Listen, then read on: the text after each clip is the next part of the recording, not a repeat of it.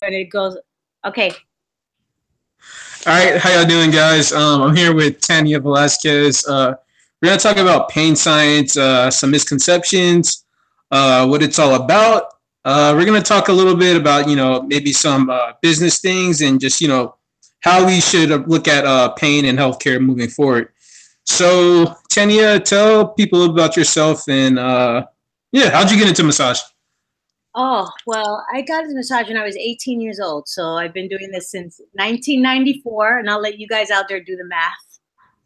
I'll date myself. So I've been doing this about 23, 24 years now. I've done it once or twice. How I got into it? Well, basically, right out of high school, I didn't think I was set for academia, even though right now I'm I am an academic because I'm an educator. So it's funny how that works. But I needed something to do with myself that didn't involve sitting down, and this seemed like a good choice. And I just loved it. Kept me out of trouble. Gave me something that I really enjoyed focusing on. I could use my hands. I could help people, which is all stuff I like. And here we are, 20-something years later, and I'm still keeping my hands busy. So. All right, so I'm going to start off with this. I was going to ask you, pretty much for some people that may not understand, what exactly is pain science? Okay, well, I'll answer that with a series of questions, right? If somebody asks you what's rocket science, what's rocket science? Science. About? I mean, it's not just a rocket, right? Yeah, it's about science. What's geology? It's like science about rocket. Science of the ground. Yeah, exactly. So pain science is just that. It's the science which focuses on the study of pain, which involves a few other sciences also, namely neuroscience, of course, physiology, neurophysiology, and psychology. So it encompasses all those things, and not limited to any one intervention. Anybody that works with pain, physical or emotional pain, pain science can definitely inform their practice and should be informing their practice. I mean, would you want to go to a surgeon who the last time they had an updated course was in 1984, and that's basically the operating system they're functioning on? I don't know. I wouldn't feel very safe in their hands, but we're not performing brain surgery, but we should be keeping up as professionals with what's going on in the real world. So, yeah. Yeah, so how I got to pain science was it was actually I'll say her name because there's no offense against her, but Rachel Scott, she had commented on a video that I made. I made something about like a stretch or something like that, and I said like about how sleeping your side hurts your lower back. And she had commented that, it wasn't about science or anything and things like that. So I just kind of brushed it off, whatever. So I think I had joined the group Exploring Pain. So I actually joined that a while ago.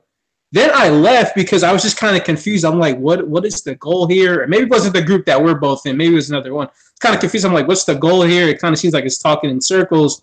And then I left. But then I kind of started understanding like maybe, the mindset behind it as far as, other people who like interact in some other groups I'm in as far as like, like language, right? Again, so we're incorporating psychology. Being more up to date to stuff, because I realized like a lot of this stuff I learned in massage school doesn't necessarily make sense. Like, for example, right, when you think like there's adhesions, but I think some of us know that there's no such things as adhesions and stuff like that. Actual adhesions are scar tissue which cannot be broken with our hands. Yeah, exactly. Yeah, so we don't break up adhesions and stuff like that. Yeah, things of that nature. Yeah, yeah. So I'm not as well read as most people, but I think for me is like, when I talk about education and stuff like that, most of what I've done, like I just looked on YouTube a lot, but then I've just kind of compared that to like what I've been seeing like as far as clients. So like, that's when I started realizing, okay, I'm not releasing like adhesions or, stuff like that. Not everything is scar tissue unless it's actually tissue damage, because I used to throw some words around like that too, like, things like that. So I started realizing that, I agree with a lot of the things that some of the people say, like, when they say like, oh, they don't believe in foam rolling, things of that nature. So I realized, I'm pretty much going on the same lines, just that like initially I didn't understand like where they were coming from. Well, here's the thing with foam. Nobody's against foam rolling. It's just some of the fairy tales around why we foam roll. Right? It's that's it. And I know people get mad at me online. People have like aversions and go like, "Oh, I don't agree with that." Well, whether or not somebody agrees with the truth is not going to make it any more or less true. So yes, pain science is challenging in the fact that a lot of these things that we've been taught, especially myself, I mean, these things were not discussed 20 something years ago, and now it's just starting to become a wider conversation, and it's intimidating to a lot of people to be like, oh well, that's usually the argument. It's like, well, actually this is what's going on. They're like, well, that's not what I was taught, case closed. And it's like, oh yeah. possible we were taught things that are not exactly correct. And not like, and pain science requires a lot of humility to dive into, because it will shatter the house of cards that all of us have built thinking like, oh, this is the thing, I know it, I have it. No, nobody knows anything. And I mean, there's stuff that we do know, however, it's a work in progress. Like science just is something like, we can all agree on. Science doesn't claim to be right. It just strives to be less wrong than it's been in the past. Exactly. Okay. It's a work in progress. And I understand that's challenging to a lot of people who's like, I know this now. I have a certificate that says I know it. It's a hard pill to swallow. It doesn't mean anything. I've been doing this 20 something years. You know what my experience can count for in certain scenarios? Nothing. Experience does not equate to results, and lack of experience doesn't equate to somebody's inability to get results. Like somebody who's just fresh out of school has is every bit as capable of getting equal or greater results than somebody that's been doing it forever, whatever discipline. And that's a hard thing for people to admit. I'm really rare in the sense that I've been doing it for this long, and I'm still okay with saying I don't know anything. I teach also, and any student can vouch for this. I tell them, do not take my word for anything. I want you to challenge me. If I say something, counter it. I'll purposely like quiz them with saying something completely left field. And you know what people do? They do this. They'll write that down, and they're like, yeah. I was like, okay, well, I just made it up, and not a single person challenged me. Oh my God. We all did when we went to school, and a lot of people still do that. I like to question things. I like that. I like finding out when I'm wrong. Most people don't. And I get criticized a lot. I get these things when you like offer somebody a fact from a study based on evidence and you show it to them. They're like, well, that's not what I was told, and blow it out and throw it out the window. I don't get that. Or I'll be accused, oh, you think you know so much? I'm like, no, on the contrary, I don't know anything, which is why I would stay up and still stay up sometimes, like just way longer than I'm getting paid to learn, to find out how much I don't know. The reason I stay up this late digging through information and asking other professionals questions who are kind enough to take the time to inform me better. People like Diane Jacobs, Whitney Lowe, there's tons of them. Educators that have been doing this forever that go above and beyond to just help me figure stuff out.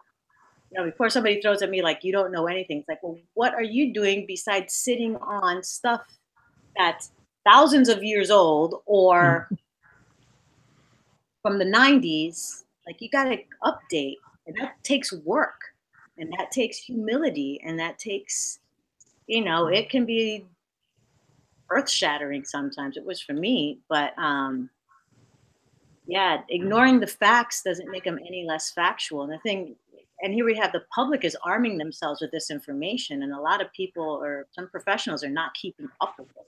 I'm one of those people that's educating consumers on how to not fall for BS. So out of integrity, it's you either got to catch the wave of new information, or you're gonna be drinking salt water. You know what I mean? It's one of those two things. And I wish people wouldn't take that offensively. I think it's exciting to keep growing and be like, oh wow, there is all this new stuff. You're like, oh, I'm getting bored with what I do. Well, you shouldn't be, because there's this whole other universe of stuff to continue learning about. And it's yeah, it's anyway. Back to So, you. so typically, okay. So what is your approach usually with clients? Because I think one thing I've been seeing now is like I don't. I mean, I still kind of do in a sense, but it's not that I necessarily have like a set protocol and expect that it's going to be exactly this way. Because it's like, right.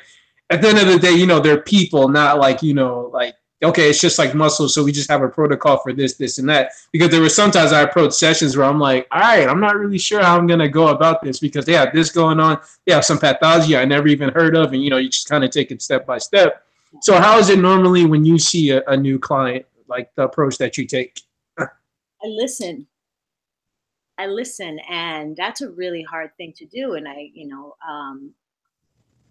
um, that's my approach. I've absolutely anything I think should be done or needs to be done. I threw protocols out the window a while ago, and first thing is to listen and do my best, not to interrupt and not to interject what I think they need, but to be in service of what they tell me they need or what they would like to accomplish. And also, my approach is to realize that there's some things that are going to be literally out of my hands. I might not be the best professional at for somebody. I might need to say, hey, here's a neurologist, here's a talk therapist you might need to see. And the cool part about manual therapy massage is like there doesn't have to be anything wrong for somebody to see me. Like I continue Yeah, exactly. Yeah. with them, but I'm also not so assumptive to think that I'm some kind of Swiss Army knife. There are certain approaches I can take that are helpful. And I see so many persons, they're like, yeah, somebody comes in with this, all you have to do is just, you do that and do a little this and hold for 10 seconds and or throw this oil at it or whatever. And it's like, wouldn't that be nice? And not to say those things don't work, but when they do, kind of what pain science says to explore is what's the mechanism that's actually working. As humans, we only have one physiology, right? Yeah, exactly. That's highly nuanced, right? We all have taste buds. All our taste buds work in the same way. Our interpretation of tastes is a different thing, though. It's like they all have taste buds, but somebody's going to think vanilla is the best flavor and love ice cream, and other people are going to think it's disgusting and not like it. Doesn't make them wrong, and there's nothing wrong with the ice cream in itself. So it's not.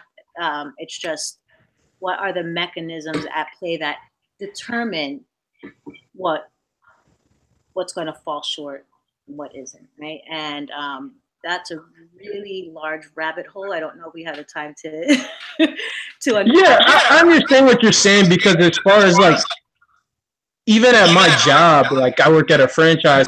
So even though I may have somebody come in and they're like, oh, this hurts, that hurts, blah, blah, blah, blah, blah.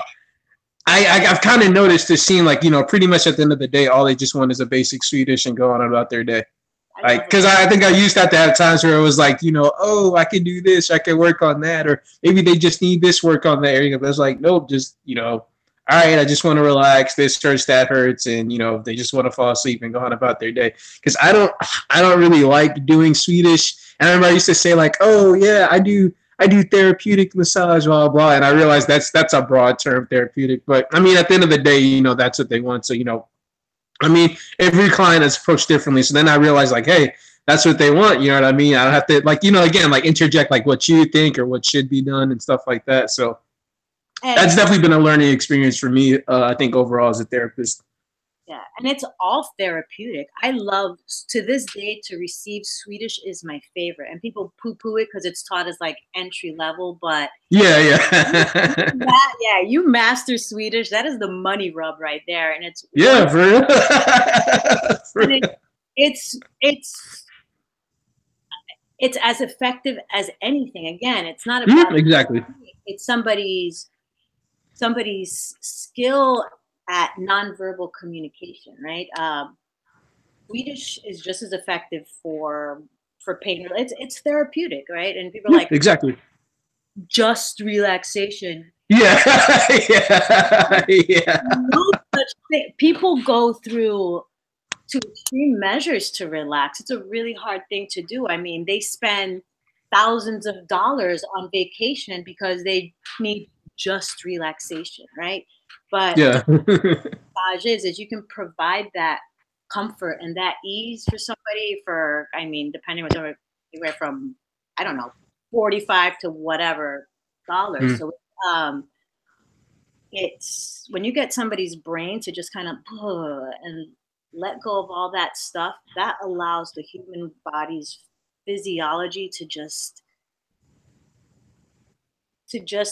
engage with the least amount of, what's the word I'm looking for, of resistance, right? That's a huge, beautiful thing. I don't know why do we need more than that. Like, there's all these claims. It's like just relaxation is freaking amazing. It's amazing. It's amazing. If I can get somebody right here, right now, to just for 10 minutes to do that. I mean, I see it. I do chair events, right? I can see somebody Mhm. in their face, I'm like, oh, in 10 minutes, it is the most rewarding thing. In 10 minutes, you just see somebody's entire demeanor turn around. And I go in there once a month, and companies don't know this. It has a huge effect on their bottom line. It's 10 minutes a month of just somebody giving somebody this gift of relaxation that they wouldn't have otherwise in that setting. It just offsets things enough that, I mean, companies see it in their bottom line. They're not giving people massages to be nice. You know, Yeah. it's Yeah. it's because it is making them money by saving them money and by boosting productivity. Like, this is what just relaxation does. It's huge, it's remarkable, and it's becoming a part of a lot more company cultures. And if we take that away, let's take out of company setup and just look at what this could do for people who are not well, um, physically, emotionally, mentally. Right? It's that gift of relaxation is just as profound, right? You don't have to. Somebody doesn't need to have to know how to, like, move somebody. Yeah, all that showboating is cool. I love it. I can have fun with it. But is it necessary? No. This is what, just like comfort, relaxation, kindness, listening, presence. This is what this is about. And I don't understand why that mark is missed so often when you offer that. It's like, hey, not so much about technique. It's about, like, you being kind and well-meaning. And people are like, oh, I don't want to hear that because that's not what my certificate says. And it's like, nobody's downing that. Just look a little further, dig a little deeper, question what you think you know, or keep up with a new study, and don't stop pulling stuff that's been was drawn out in the 80s. Not to, I mean, if it's good science stands, but a lot of it has been kind of Trump. Like, I had somebody cite something about adhesions, trying to verify them. I'm not kidding. And this was somebody pretty well known. The paper was written, I think, in like 1937, and I was like, really? Still hanging out? Like, we've had the moon landing since then. A lot has changed about about things, and that's all.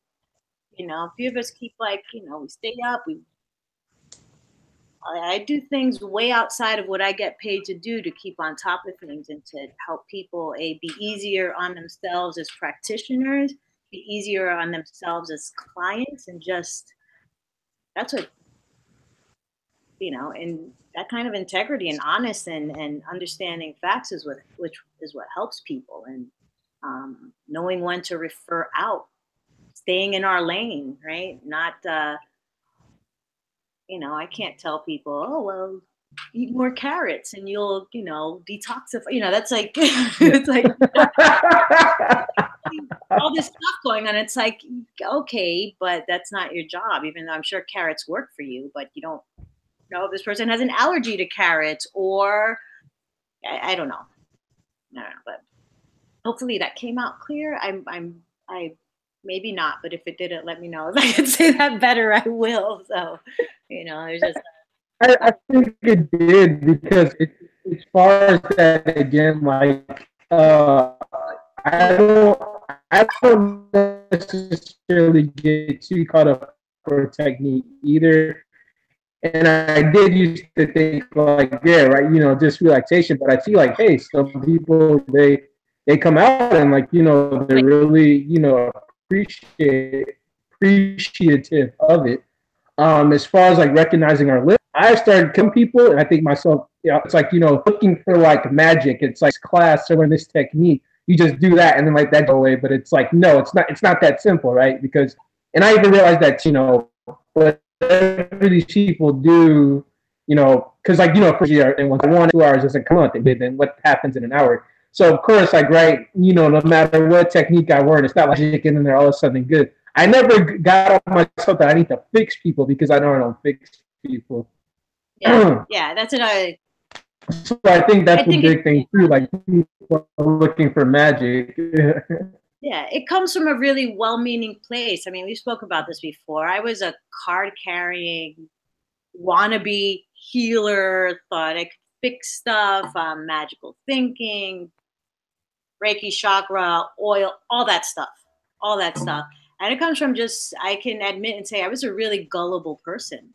I was really, really gullible. I still am, but which is why I'm really happy I've leaned towards a lot more hard skeptic because it saved me a lot of money, and not bringing like, and my people were like, oh yeah, there's like these color wheels in people's body and you can move them because they're made of energy. And I was like, oh my God, how cool is that? I want to do that. And I'd be like, Shazam, think I was doing it. And one day I was like, wait a minute, it didn't work on this person. I suck, and we end up beating ourselves up, either that or ignoring the fact that that might not be how it works. There's no, science knows it doesn't know everything. I forgot which comedian said it. Dana O'Brien, I think. He's like, yeah, science knows it doesn't know everything. Otherwise, if it thought it did, it would stop. Like science is there to continue exploring. And yeah, as you see, it's like when the shazamming fell short on people, I noticed that was about half the time. And people that say, well, it works, I don't know. I mean, we only see the results we want to see, right? I could sit here and be like, oh yeah, I'm awesome and I help, all these people and I have this thing, this trick I do for that. That's a false representation. And I think the mentors and practitioners I admire the most are the ones that talk about their failures, that are like, that's what I've learned to do in class. And I'm like, yeah, you don't want to put somebody in pain for 3 days. That's not, how do I know? Because I've done it and it's horrible and it's unnecessary. I was taught, yeah, go in there. When it's sore a couple days, that means it's working. It's BS. That's BS. No, it means somebody got hurt, right? I had a client not too long ago. She actually suffered pretty well. I mean, mild rhabdomyolysis can still be pretty intense, but she had neurological damage for 2 months from a deep tissue massage, and that therapist was like, "Well, that's never happened before. That's not an excuse." I've hurt people by mistake in the past. You know what I say? I'm sorry. I'm sorry. I don't do that anymore. I haven't done it for years. But when you hear people that do it and they're just like, oh, yeah, that just means it's getting better. No, I'm sorry, baby. It does not. It means you caused it. And it's hard to admit that, but let's be real here. I know they're like, oh, well, I was taught this. Well, forget it. They were taught based on outdated stuff. It was passed on to you. It was passed on to me, but I'm not going to continue passing something on that I know is not true.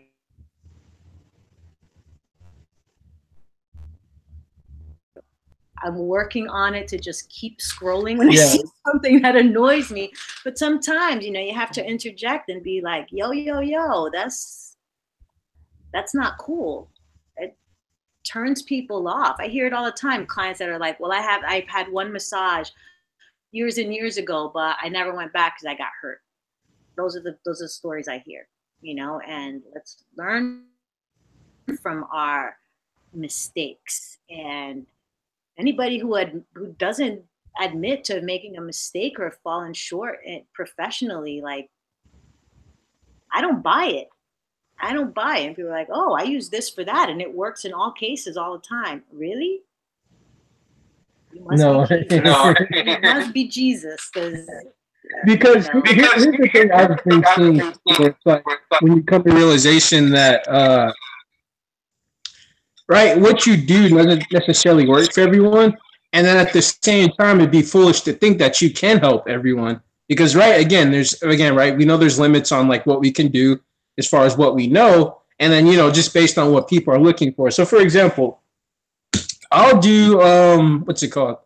So some lately with like people, like I'll lay them on their side and I'll just do like some joint mobilizations because like I've been really going in depth with like stuff I've been learning from Feldenkrais. So I'll do joint mobilizations, kind of move them around, move them here, move them there. Now for some people that works, and I know Feldenkrais is a really good thing for movement and just helping people in pain. But I know based on people's perception and how they take it, or like, depending on what they want and me listening to them, that's not going to work for everybody. And I'd be foolish to think that, oh, I can just do this for that person because, X clients had this and that. You know what I mean? Like, yeah. I would love to think I could help every and anybody in the world, but that's just not the case. I think, and this is by no way to detract from when stuff helps somebody, like, hey, let's try this out, and it helps, cool. Yeah. That's great. And that happens plenty of times. That's awesome. Exactly.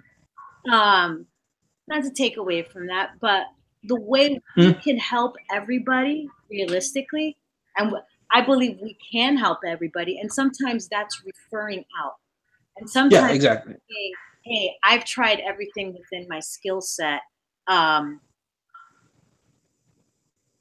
Maybe go see this kind of professional or that kind of professional. I'm still here for you. If something else comes up, like maybe I can help with that other thing.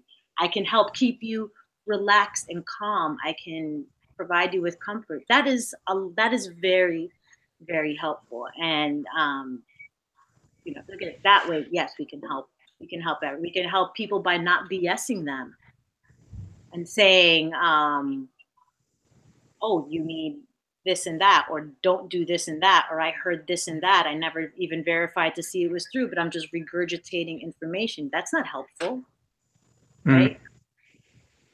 Listening to people is helpful. So in that way, yeah, we can help everybody, but maybe not always the way we had in mind or with our hands. There's other ways. Yeah, exactly. Being a support, and that's huge. And I would love to see more people. I think a lot of people do understand it, but sometimes the online bubble, it can be a little. Yeah. So what I really want to get down to is talking about like modalities in marketing, because what's been interesting to me looking back, it's like, man, there's so many modalities, but then I realize it's just, right, subjective, right? And I guess like looking back, and I guess even still now too, like, learning more about, different branches of science, like, psychology, biology, things like that, instead of like, some specific modality, which, a modality is, right, that's subjective. And then as far as like marketing, because what's interesting is that, I see, and I think about it too, as far as like, okay, where people are marketing stuff as like, pain relief, right? Oh, I provide pain relief. But sometimes I sit back and I'm like, because me, I don't think I usually deal with a lot of clients with chronic pain. So it's interesting to see the marketing, like, where do you see, like, okay, so where do you see, how am I trying to face this question? Where do you see that maybe marketing and ethics might get blurred sometimes, or maybe people probably need to, Okay. I'm trying to. and ethics might get blurred. It's in misrepresentation. Like I don't see an issue with the term pain relief Yeah. because that's attainable. Once again, it boils down to really helping people by understanding our individual limitations. And I don't think limitations are a permanent thing as we all grow and mature. 20 something years later, I'm still growing and maturing in my practice, right? I don't stay stagnant. And I still have a lot to learn.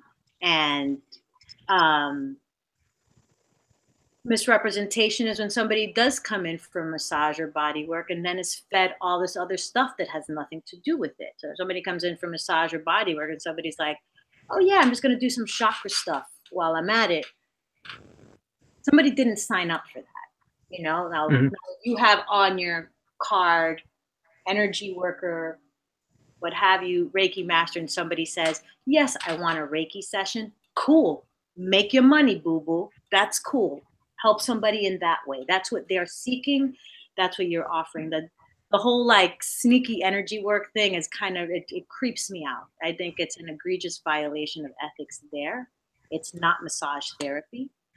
I've had that done to me where I've signed up and somebody's like, oh yeah, he's great. He does great body work. My back was bothering me. I went in, the guy was like, shh, hovering his hands over me. I was like, yo, that's cute, but my shoulder's bothering me and I just want you to touch it. You know what I mean? And do the thing that said on your card, massage therapy. That's what I signed up for. Pain relief, somebody comes in, I mean, if that gets accomplished within our skill set, awesome. And I think there's a great capacity for massage to do that. We see it all the time. We see Exactly. we see that. That's inarguable.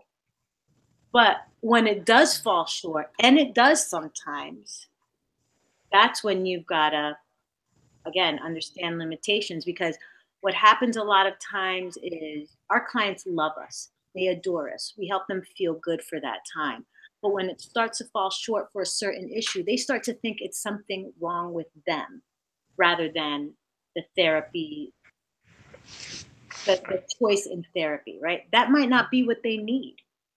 Yeah. And to keep telling somebody, well, I just have to work on it 30 more times. No. No. If something's going to work, there's usually a hint of improvement within about 2 or 3 sessions. That's an arbitrary figure, but I think it's a pretty realistic, safe one, right? You should start to see at least like, oh, wow, it hurt constantly. I got 2 days of improvement this time. Next time I might have 3 days. That's an upward direction. But if somebody's like, yeah, I felt good at the time, but I've seen you 4 or 5 times, range of motion, then it's like, okay, you can still see me. I'm happy to help you feel good in other ways, but that might not be the intervention that's best suited for you at that moment. And people need to do that. Yeah. And our bits and pieces get flared up sometimes, and it could be like, oh yeah, shoulder's better now. Aches and pains come and go. We all know this. We can help with that, but where it becomes an ethical violation is kind of when we see something's not improving and continue to just jab at it in the same way. It's just like, yeah, try something else. Refer them out. Maybe they need exercise, strengthening, a movement program, and not just to lay there passively. Maybe they're having another issue that needs to be looked at that might be being missed. What if it's MS? So there's all these other things that need to be, and I mentioned that because I've had that happen before, right? Somebody coming in for a few treatments. I was like, yeah, I don't know. It was back pain, and not to toot my own horn, but back pain, general back pain can be helped by massage and often is. When it wasn't remitting, I was like, it'd feel good while they were on the table, but very next day back to being quite painful. And I was just like, you might want to check that out. He had avoided it for a bit, but I found out later received a call from her much later, but she had MS. What if I had continued? Okay. what if I had continued to work on her and just been like, oh yeah, I don't know what it is, ma. It's like there's other stuff that could be going on that's not in my lane. Now, could I still work on her? Absolutely, but it's important for her to know that it's not her, right? And it's also not something I can change. Yeah, I think you really hit the nail on the head with that because as far as like I don't have my own practice, but I think of like a client I have. Yet. He has a shoulder problem that was bothering for a while, and I think I've worked on him like 4 or 5 times now. Now, generally, he doesn't have a lot of range of motion. So when he came yesterday, turns out he has a frozen shoulder, and he's been going. I think he's going to physical therapy now. But when I think of like in perspective, like if I had him outside of here, I don't think I would probably tell him like, hey, we need to work on it more because just generally he doesn't have a lot of range of motion. It's like, oh yeah, if we do like 5 to 10 sessions, then like yeah, it'll get better. Like again, and I think that's kind of like the way I was kind of going with that as far as like when we say, oh well, you should at least get like 5 to 10 sessions, then we'll definitely see improvement. Or like I think for as far as some people thinking that like they need to like there's not enough clients to go around if they don't like rebook that person for whatever X issue is like going on. And you did the right thing because you saved that person a lot of headache, a lot of frozen shoulder adhesive that can often be made worse by manual therapy at the wrong well time. I didn't refer to anything. He just kind of like I think he could see too, and like we both could see each other like nothing was improving, so he just kept trying different things. But yeah, never would I say like, oh yeah, just I'll get it done. Like yeah, but that happens a lot, especially for conditions like that. It's just like, and frozen shoulder is extremely frustrating for people. Imagine telling someone, and you know what helps that time? It's going to run its course. Yeah. I can solve it in 2 or 3 sessions. You either didn't have frozen shoulder or it was already getting better. It was in the thigh. Yeah, exactly. It was in the thigh. If it's freezing and frozen, that's it. That's where we can provide comfort, perhaps keep it from getting any worse. You can help exactly pain perception, but it's not like Shazam, you got it. Then it was exactly. If it's in the thawing phase, that's when we can, I think, see those things that look like magical improvements, but it was also on the upswing anyway. And I just want to give you a heads up. I have like a couple more minutes before I have to. No problem. I've been really enjoying this chat, so thank you. Okay. Yeah. What was I going to say? So you teach at a massage school, or you just provide CE classes? I teach I teach in the massage therapy program at Pacific College of Oriental Medicine, the New York campus. There's a Chicago campus and San Diego campus also. I teach in the massage program there, and I also provide CEs.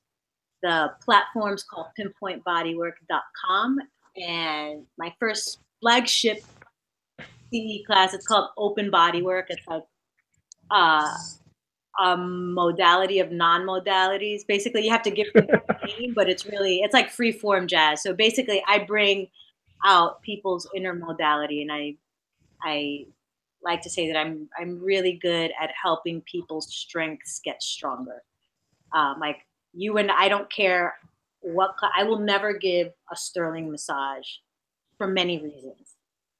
Height difference, all these kinds of things, and I think it's really not realistic to expect, let's say, a little 5'1" woman to perform like Zhengu Tuina on somebody. They can, but they don't have to. Like we can. That's where modalities are fun. It's like, oh, look there's all this stuff I can choose from. What one person doesn't like to do or receive, there's all these other varieties and stuff I can learn to play, and that's cool. That's creativity. That's like playing, I don't know, different instruments or listening to different music. Some people like Thai. Some people prefer Swedish, and yeah, all that stuff is fun. But yeah, it's basically what open bodywork is, and it's just to help people optimize what they're already good at and never get bored again. That's it. Because I was wondering, how much leeway do you have when you're teaching, though? Oh, so much.